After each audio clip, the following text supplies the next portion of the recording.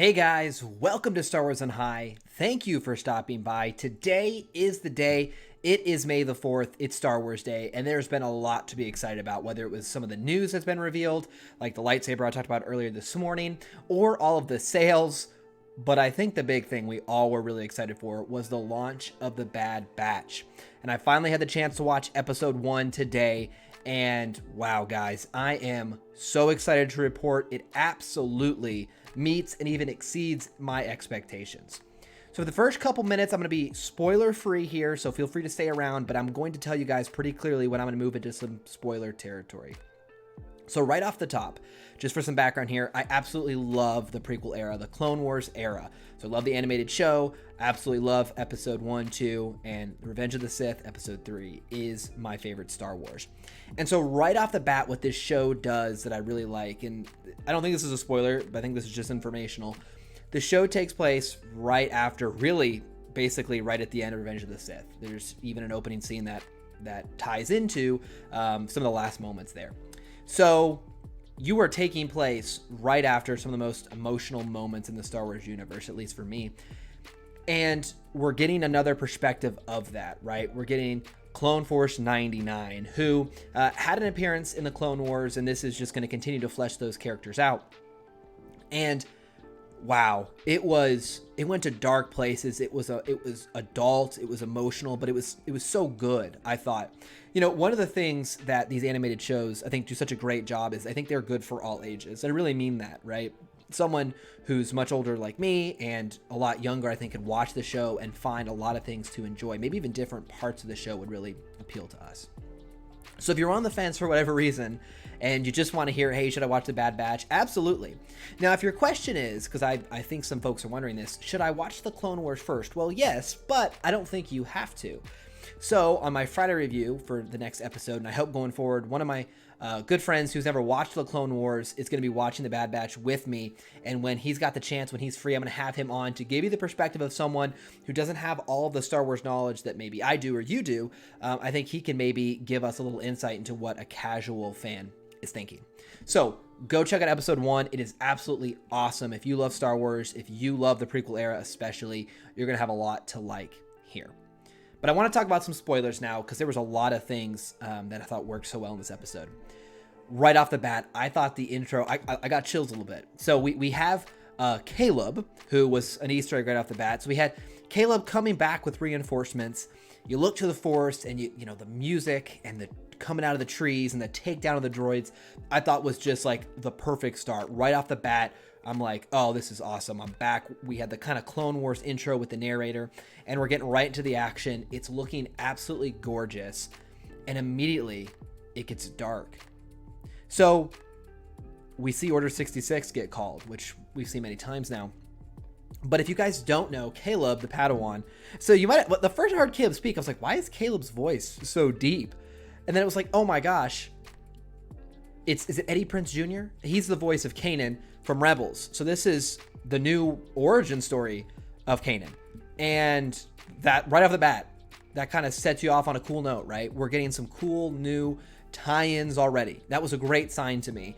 And an emotional one where we start to see the tension between the Bad Batch, specifically Hunter, and Crosshair, which persists throughout the episode. And we'll talk about that in a second. But it was an emotional start, a sad start.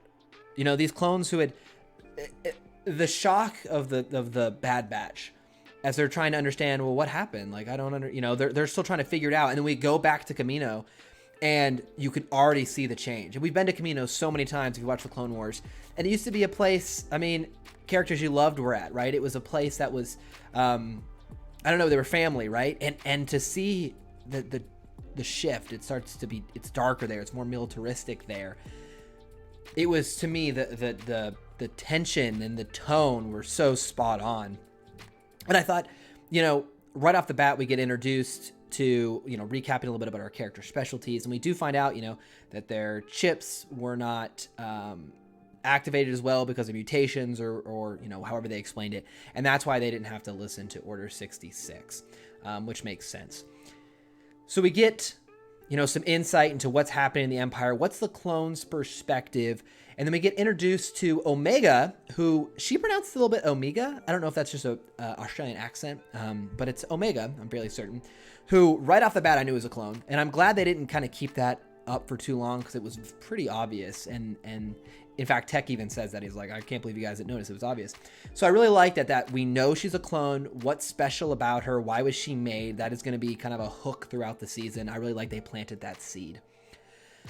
And then we get Tarkin coming in. So again, we're getting, it's just really cool to see our eras cross here. And we've seen him in the past, obviously, but you just love to. You love to see your clones interacting, the Kaminoans interacting with Tarkin. Tarkin is not a fan of clones. I think it's funny because the stormtroopers we see can't hit the broadside of a barn. But, you know, he's like, clones, I don't trust them. They're not good enough. Maybe you should have stuck with the clones. But it is super awesome to see the tie-ins, to see that continuity continue to expand. And so we have an awesome training scene in there with Bad Batch taking down on the battlegrounds, which was really fun. And then we have their first mission for the Empire where they have to go confront, you see Saw Gerrera, right? Which again ties into Rebels, ties into Rogue One. Continues to make the universe feel lived in and whole and awesome. And they're sent to take out a camp of, you know, basically refugees, really. And that Crosshair versus Hunter tension continues. And I gotta be honest, when the show started, I was like, man, Crosshair is completely unlikable. Like, I don't know how they're gonna try to make us like him.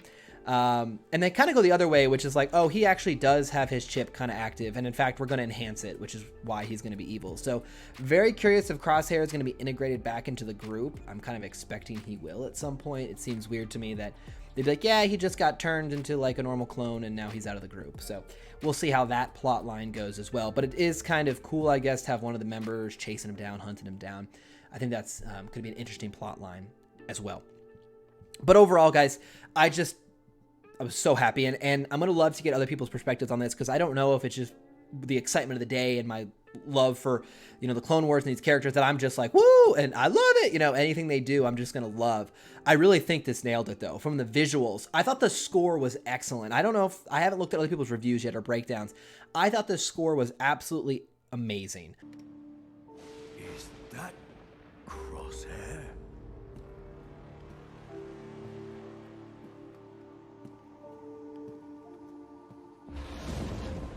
And it worked in so many different scenes I can see in my head, and that is so awesome for me. I love that piece of the show, and I can't wait to tune in on Friday. I can't tell if it's 14 or 16 episodes. I've heard both. We'll have to wait and see. But this is going to be weeks and weeks of excitement for Star Wars fans, and it's a reminder there's so much to be excited for about Star Wars right now. Whether you care about the Bad Batch, whether you want to read the Thrawn books, whether you want to read Alphabet Squadron, the High Republic, the comics, whatever. There's so much Star Wars right now, and I know it doesn't work for everyone all the time, but just a reminder, this is one of the best eras of just pure content we've had, and that, to me at least, is very exciting. What did you guys think down below? I cannot wait to watch Friday's episode. Make sure you like and subscribe so you can stay up to date with my reviews. Until then, guys, may the 4th be with you. Hope you guys had a great time. I will see you again very soon.